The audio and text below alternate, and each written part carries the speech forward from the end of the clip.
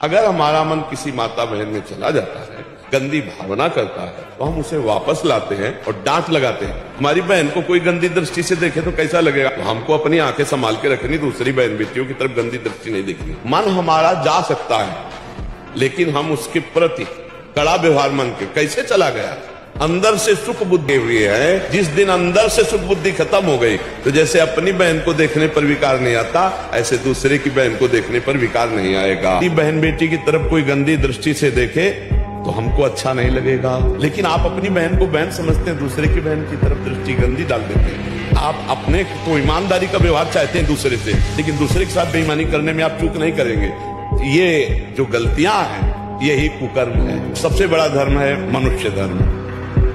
ये समाज का कर्तव्य है। हमारे द्वारा कोई भी समाज में दूषित वातावरण न पैदा होने पावे, इसीलिए हम कह रहे शास्त्र और धर्म के द्वारा जो कर्म किया जाता है वही कर्म है। नहीं, कुकर्म है, वो कुकर्म सत्यानाश कर देगा, सर्वनाश कर देगा। शास्त्र का डर, भगवान का डर, गुरु का डर, ये तुम्हें माया से मुक्त कर देगा। और अगर ये डर नहीं है, स्वतंत्र हो गए, तो राक्षस बना देगा, राक्षस असुर बना देगा। ये असुरी प्रवृत्ति ही तो है। इसलिए बहुत सावधान होकर चलो।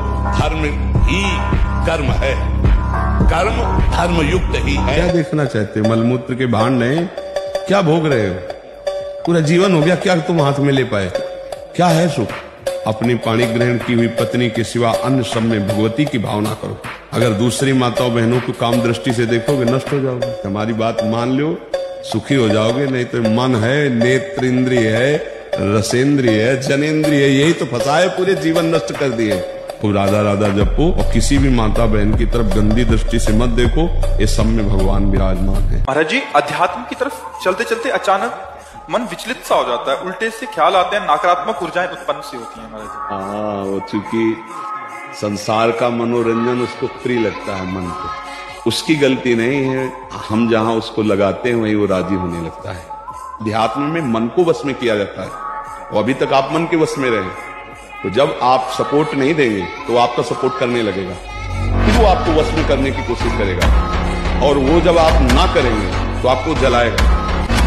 अगर उस जलन को सह गए तो मन को अधीन कर देंगे, और नहीं सह गए तो मन आपको अधीन कर देगा। स्मृति शक्ति का नाश हो जाना, खड़े होने में चक्कर आना, कमर दर्द करना, गांठ दर्द करना, पढ़ाई में मन न लगना, भोजन अपाच्य, भोजन न पचने लगना, चिड़चिड़ा स्वभाव हो जाना, जरा सी बात में किसी को कटु वचन बोल देना, ये सब बातें आने लगेंगी जो वीर शक्ति का ह्रास कर देते हैं। ये सब दोष आ जाते हैं। और वही 20-22 परिपक्व ब्रह्मचर्य और गृहस्थ में गया तो अब वो संतान उत्पत्ति क्रिया के बाद भी वो अस्वस्थ नहीं होगा, क्योंकि वो परिपक्व अवस्था हो गई। मन कभी एक विषय पर टिकता ही नहीं है, उसको नवम नवम चाहिए। इसी नवम नवम वृत्ति से नवम नवम पाप होते हैं। इस शरीर को नहीं, उस शरीर को भोगेंगे, उस शरीर को, उस शरीर, पूरा जीवन नष्ट हो जाता है।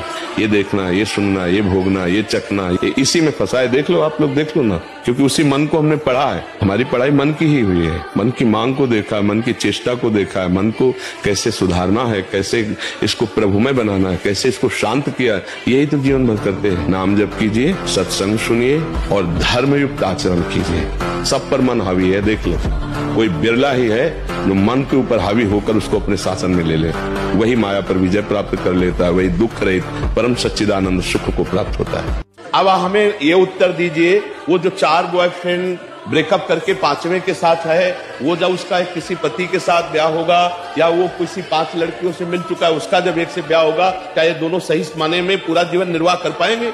क्या इनकी तलाक बहुत जल्दी नहीं हो जाएगी? क्या ये व्यभिचार करते हुए दोनों एक दूसरे में मनमुटाव नहीं पैदा कर देंगे? क्या ये गृहस्थी हो पाएगी? क्या वर्ण संकरता रुक सकती है? क्या वो ठसक से कह सकता है कि मेरा बाप कौन है, मेरी माँ कौन है?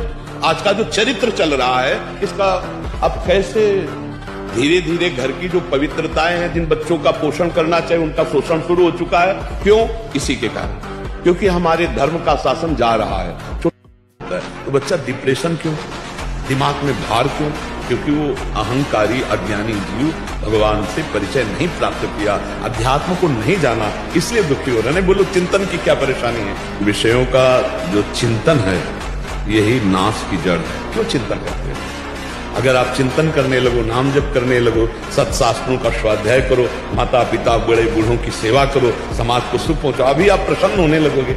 ये जो मतलब थोड़ी देर में सो जाना, थोड़ी देर में चेहरे बुझे हुए, काहे अंदर कई प्रश्न उत्तर, अंदर कई वासनाएं, ये सब मिटा दो। इनको मिटाने के लिए अवसर मिला है। कड़ा जीवन, तपमय जीवन। हाँ, एक नियमावली, जो समय उठने का उसी समय उठे, जो समय का शयन का वही समय, जो आहार का बस ठीक आहार के समय थोड़ा आहार ले लो, तो कम ब्रह्मचर्य नजर आता है। अगर ब्रह्मचर्य सुरक्षित है तो स्मृति, शरीर बल, सब बल जागृत हो जाएंगे। तुम अपने ब्रह्मचर्य पर ध्यान देना। जो बच्चा तुम्हें गंदी बात सिखाए वो तुम्हारे लिए बहुत दुश्मन की तरीके। ऐसे बच्चों का संग न करना। कोई गंदी बात मोबाइल से न देखना। एक मन अन्न जब हमारे उदर में जाएगा, एक मन अन्न 40 किलो, तब एक बार संतान उत्पत्ति करने योग्य वीर्य तैयार होता है। 40 किलो पौष्टिक अन्न पाने पर एक बार संतान उत्पन्न करने की क्षमता वाला सप्तम धातु प्रकट होता है। अब जो रोज 2 बार 3 बार इसको बच्चे छीन कर रहे हैं, उनको तो पता नहीं, वो अपनी जीवनी शक्ति, स्मृति सब नष्ट कर रहे हैं। अगर तुमसे कोई गलती हो जाए ना, तो हम आगे खड़े हो जाएंगे। गलती करना मत। अगर गलती हो जाए तो तुम डरना मत, मुझे जरूर बता दो, मैं तुम्हें बचा लूंगा।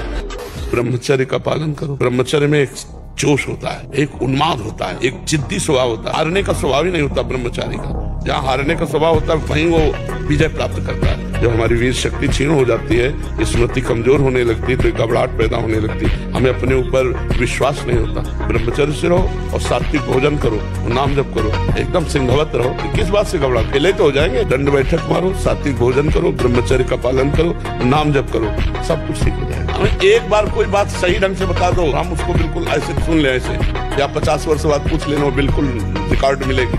बहुत बड़ा पावर है। आप डरो मत, बलवान बनो। तो हमें खुद समझना होगा, हमें खुद अपने मनोइंद्रियों पर शासन करना होगा। ब्रह्मचर्य जो होता है एकदम उफान मारता है, जैसे सांप को छेड़ दो फुसकार करे, ऐसे होता है ब्रह्मचर्य। गंदी बात के लिए डॉक्टर उत्साहित करते हैं, कितनी गंदी बात के लिए। प्रमोट ऐसे ही महाराज, जैसे यहाँ सवाल पूछा गया, ऐसे वहाँ सवाल पूछा उससे, तो उसने कहा कि ये तो सही है, करना चाहिए। तो कलयुग बढ़ेगा कैसे? लोग नष्ट कैसे होंगे? इसी से नष्ट होंगे। जब बड़े स्तर से ये बातें प्रचार प्रसार की जाएंगी तो यही होंगे। अब ये कोई फिल्म थी, लड़के ने बताया कि फिल्म से उत्साह बना हस्तमैथुन करने का। जब हस्त क्रिया से हम घर्षण करते हैं तो मूत्रेंद्रिय की जो नस नाड़ियां होती हैं वो स्फोट की हो जाती है। फिर कुछ दिन के बाद फिर वो संतान उत्पन्न करने की क्षमता ही नष्ट हो जाती है। जरा सा चिंतन हुआ, वीरपात हो गया। जरा सा कुछ छुए, वो वीरपात हो गया। जो गृहस्थी धर्म, वो उसकी योग्यता ही खो देता है। और चिड़चिड़ा स्वभाव हो जाना। कल किसी ने दिखाया कि 7.5 शनिचर है, इसलिए लोहे का छल्ला पहने। तो बोले आपकी क्या राय है इस विषय में? बहुत अपने जनों में हमने कहा भैया ये घोड़े की नाल का लोहे का छल्ला शनिचर से नहीं बचा सकता। बोले नहीं, बड़ी इसकी हानि है। हमका बड़ी हानि है कृष्ण नाम की, राधा नाम की। और एकदम आवेश आया। हमका विश्व का कोई भी कहीं भी कितना भी बड़ा देवता हो, अगर भगवान नाम जापक है तो उसे ये घोड़े वोड़े की नाल पहनने की जरूरत नहीं है। और हम कहते हैं कि आप जाओ और शनि की आराधना करो और उसका फल मांगो कि प्रेमानंद के बाल को उखाड़ दीजिए। सत्य विषय कह रहे हैं, ये कोई गर्व से नहीं कह रहे, ये हम लाडली के बल से कह रहे हैं। गोस्वामी जी कह रहे शुक्र शनिचर राहु केतु सब ये क्षण में तेरे चेरो, जानकी नाथ सहाय करे तो कौन बिगाड़ सके नर मेरो। में दर्द होना, घुटनों में दर्द होना, किसी बात को सोचकर ही भार लगना, किसी बात पर घुस नहीं पाना, ये बहुत सी कमियां आ जाती है। और कैसे डॉक्टर यार की ऐसी बातें करते हैं? भूत का ऊपर आवेश आ जाना, या शरीर में रोग आ जाना, या कोई एक्सीडेंट घटना होकर शरीर का अंग भंग हो जाना, या किसी व्यक्ति से अचानक द्वेष हो जाना, ये और कोई नहीं है, ये हमारा कर्म है। भगवान का चिंतन न हो, शरीर स्वस्थ है, सब व्यवस्था है, फिर भी जलोगे, कामनाएं जलाएंगी। आपका गलत चिंतन आपको जलाएगा, पड़ोसी जला देगा। हमें पक्का विश्वास है भगवान का नाम कीर्तन जिस घर में होगा वहां प्रेत प्रवेश नहीं कर सकते। वहां कोई तंत्र मंत्र काला जादू ये सब प्रवेश नहीं कर सकते। अब मांस खा रहे हैं, शराब पी रहे हैं, बेविचार भूत नहीं, और क्या है? अब मरेंगे तो भूत बनेंगे, तो जिंदा भूत है। अब उन्हीं के ऊपर चढ़ते हैं आकर के, कर्म बिगड़ जाता है तो वो चढ़ नहीं। हमें कोई बताओ किसी संत के ऊपर भूत चढ़े हो तो भगवान का नाम जप करते हैं, भगवान का कीर्तन करते हैं, भगवान की भक्ति उनको कभी कोई अमंगल नहीं कर सकता। राक्षसी स्वभाव के हैं, जितने आसुरी शक्तियां ये सब डरती हैं भगवान के भजन करने वाले से। आजकल यही स्वतंत्रता मानी जाती कि जो मैं चाहूं भोगूं, जो मैं चाहूं देखूं, जो मैं चाहूं करूं, तो मुझ पर अंकुश नहीं लगा सकते हो क्योंकि मेरा जीवन स्वतंत्र है। वाह, इंद्रियों के विषयों की गुलामी करते हो, मन की गुलामी करते हो, शरीर की गुलामी करते हो और अपने को स्वतंत्र समझते हो। कहते हो हम स्वतंत्र हैं, जो चाहेंगे करेंगे। अरे जो चाहेंगे करेंगे तुम नहीं, ये इंद्रियां जो चाहेंगी तुमसे करवा लेंगी, मन जो चाहता है वो तुमसे करवा लेता है। तुम गुलाम हो कि स्वतंत्र? देखो ना। अब एकाग्रता के लिए पावर चाहिए, अभ्यास का और ब्रह्मचर्य का भी। अभी आप 1 साल ब्रह्मचर्य रहिए, आप फिर देखिए आपके विचार कैसे होते हैं, आपके शरीर में कैसी ऊर्जा होती है, आपका प्रतिज्ञा, आपके वचन, आपकी चेष्टा, आपकी क्रियाएं कितनी मतलब पवित्र। ब्रह्मचर्य पर ध्यान दो और नासाग्र दृष्टि पहले रखना सीखो। करते हो नासाग्र दृष्टि? जी, अंदर प्रकृति के मध्य प्रकृति के मध्य ध्यान। यहाँ पे नहीं, वो पहले हम क्या करें, पहले नासाग्र दृष्टि सीखो, करो।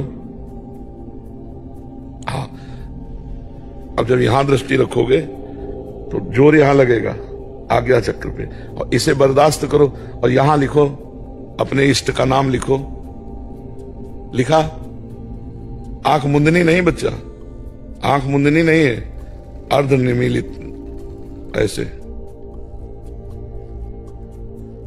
पलक नहीं, झपकनी, और नासाग्र दृष्टि रखनी है। और यही हम लिख रहे हैं नाम, और इसी को हम देख रहे हैं, इसी को पढ़ रहे हैं। इससे क्या होगा कि आपका आज्ञा चक्र बलवान हो जाएगा, एकाग्रता बलवान हो जाएगी। आप किसी भी तरह अपने ब्रह्मचर्य के महान बने। ब्रह्मचर्य ही महान सामर्थ्य, परम पुरुषार्थ, भगवत प्राप्ति का प्रबल साधन है। परम सुख का, परम शांति का, परम स्मृति का ये प्रधान साधन ब्रह्मचर्य है। जो इस साधन से हीन है वो मृत है, पर जो भी परम सुख, परम आनंद और लोक में उन्नति, परलोक में परम पद, उसे ब्रह्मचर्य अवश्य धारण करना चाहिए। क्या मुर्दे जैसा जीवन, जो इंद्री जैसा चाहे वैसा डाउन कर दे, जैसा चाहे वो हमें शोक दे दे, दुख दे। थोड़ा सा साहसी बनो, तुम भगवान के अंश हो, तुम कुछ भी कर सकते हो, कुछ भी।